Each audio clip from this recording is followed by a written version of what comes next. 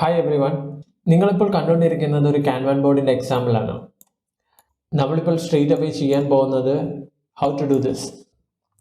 Let's check out my video.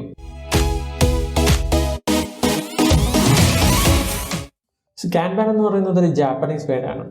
അത് ശ്രദ്ധിക്കുമ്പോൾ തന്നെ മനസ്സിലാവുമല്ലോ ഇതൊരു ഇംഗ്ലീഷ് നെയിം അല്ല എന്നുള്ളത്. ശരിക്കും ഇത് part of lean manufacturing tool.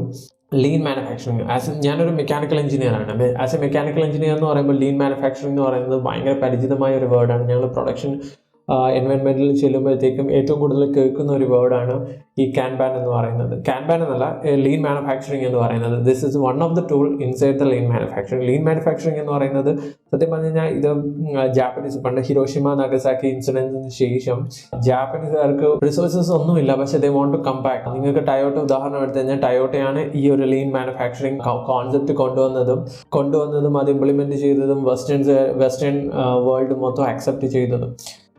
Lean എന്ന് പറയുന്നത് basically do more with less. അതായത് ഈ ഹിരോഷിമ നാഗസാക്കി ഇൻസിഡൻറ്റിന് ശേഷം അവരുടെ റിസോഴ്സസ് വളരെ കുറവായിരുന്നു. അപ്പോൾ അവർക്ക് വളരെ കുറച്ച് കാര്യങ്ങൾ കൊണ്ട് കൂടുതൽ കാര്യങ്ങൾ ചെയ്യണം.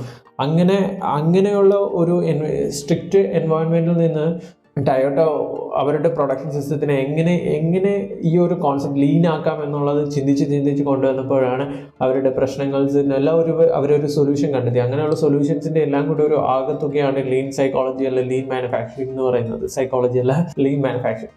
അത് പ്രൊഡക്ഷൻ എൻവയൺമെൻറ്റ് മാത്രമാണ് പണ്ട് യൂസ് ചെയ്തത്. ഇപ്പോൾ സോഫ്റ്റ്വെയർ ഇൻഡസ്ട്രീസ് ഭയങ്കരമായിട്ട് ലീൻ കോൺസെപ്റ്റുകൾ ഉപയോഗിക്കുന്നുണ്ട്. സോ കാൻബാൻ എന്ന് പറയുന്നത് ഒരു വിഷ്വൽ ടൂളാണ്.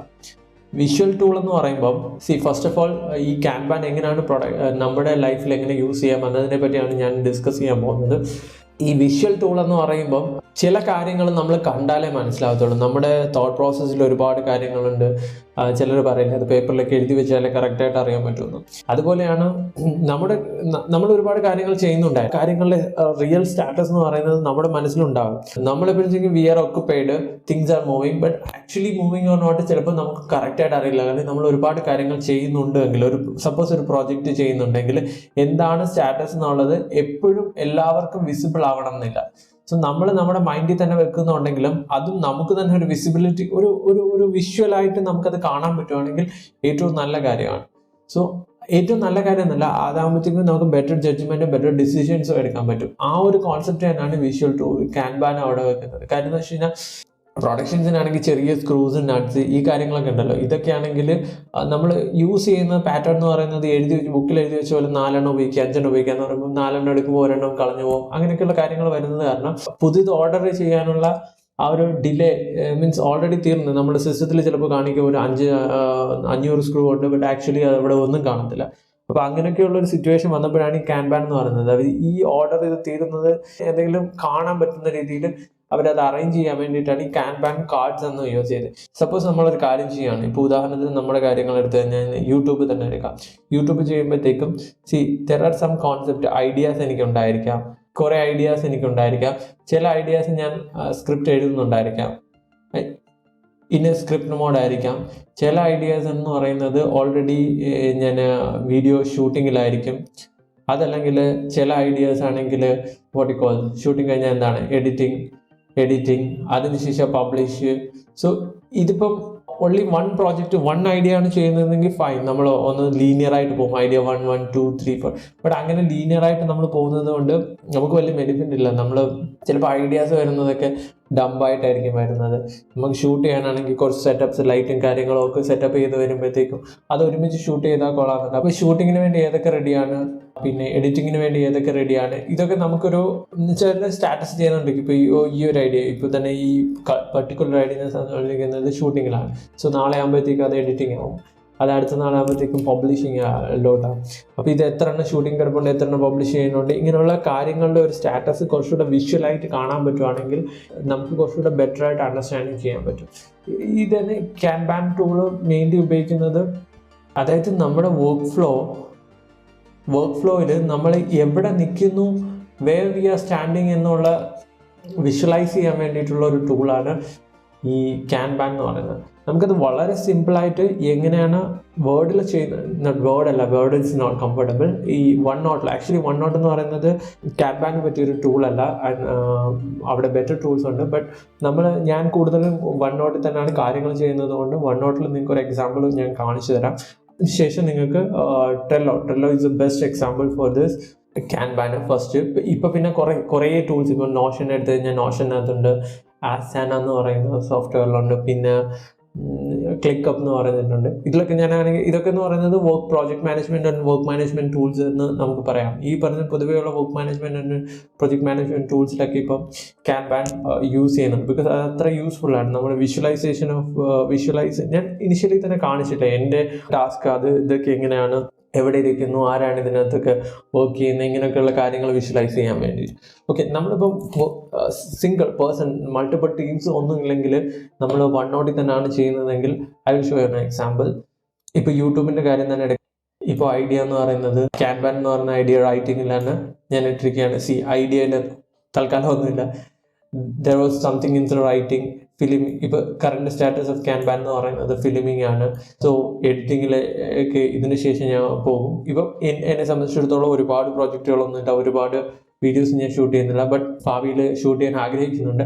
അപ്പോൾ അതിനെന്ന് പറയുന്നത് ഇങ്ങനെയുള്ളൊരു ക്യാൻബാന്, ഇത് ഞാനൊരു ജസ്റ്റ് ഒരു എക്സാമ്പിൾ എടുത്തത്. നിങ്ങൾക്ക് ടേബിൾസ് ഫോമിലും വേണമെങ്കിൽ സിമ്പിളായിട്ട് ഉണ്ടാക്കാം. ടേബിൾസ് ഫോമിൽ ഒരു എക്സാമ്പിൾ ഞാൻ കാണിക്കുകയാണെങ്കിൽ, this is my board to do on going and some project എന്ന് പറയുന്ന വെയിറ്റിങ്ങിലായിരിക്കാം. So sample task 1 task 2. ഇപ്പം നിങ്ങളിപ്പോൾ ടു ഡു ചെയ്തുകൊണ്ടിരിക്കുകയാണെങ്കിൽ സർട്ടൺ പ്രോജക്റ്റ് ഓൺ ഗോയിങ് ആണ്, you can just drag and drop it over here. So അതേപോലെ അത് വെയിറ്റിങ്ങിലാണ്, മറ്റൊരാളുടെ ഇൻപുട്ട് കിട്ടണം, അതുകൊണ്ട് വെയിറ്റിംഗ് ആണെങ്കിൽ വെയിറ്റിങ്ങിലേക്ക് ഇട്ട്. ഇത് സിമ്പിൾ വേറൊന്നുമില്ല. ഇതെന്ന് പറഞ്ഞാൽ ഞാൻ ജസ്റ്റ് സിമ്പിൾ ഒരു ടേബിൾ ഉണ്ടാക്കുന്നേ ഉള്ളൂ. ടേബിൾ ഉണ്ടാക്കാനുള്ള ഷോർട്ട് കട്ട് നിങ്ങൾക്ക് അറിയാമല്ലോ.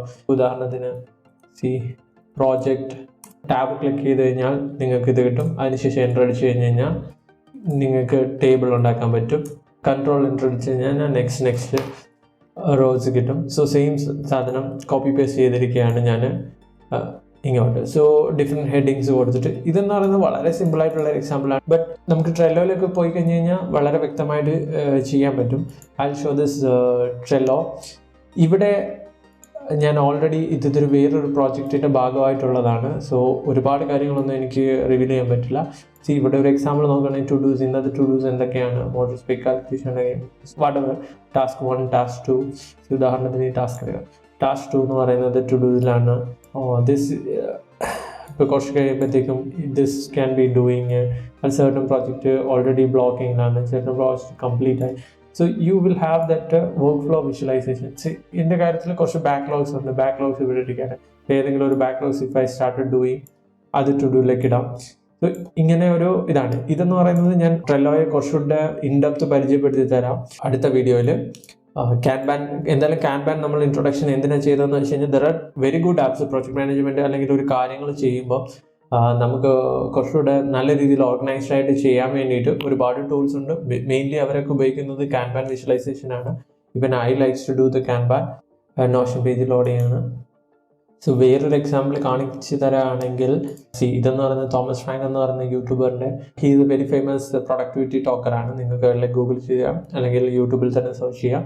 So here if you look idea, then the research, then scripting, then filming, അതിനൊരു എക്സാമ്പിളാണ്. സോ ഇതെന്ന് പറയുന്നത് നോഷൻ എന്ന് പറയുന്ന പ്ലാറ്റ്ഫോമിലാണ്. സോ ഞാൻ മൾട്ടിപ്പിൾ നോഷൻ എന്ന് പറയുന്നത് not only for the kanban, it is mainly ഒരു OneNote പകരം എന്നല്ല, അതിന് വേണ്ടിയാണ് ഈ നോഷൻ എന്ന് പറയുന്നത്. ഇത് നമുക്ക് വേറൊരു ദിവസം വീഡിയോ ചെയ്യാം. But my intention for this video is to introduce the kanban to you. അതായത് വർക്ക് ഫ്ലോ വിഷ്വലൈസ് ചെയ്യുമ്പോൾ എത്രമാത്രം ഗുണമാണ്, വാട്ട് ഈസ് എക്സാമ്പിൾസ്, അതാണ് ഞാൻ കാണിച്ചു തന്നത്. Thank you for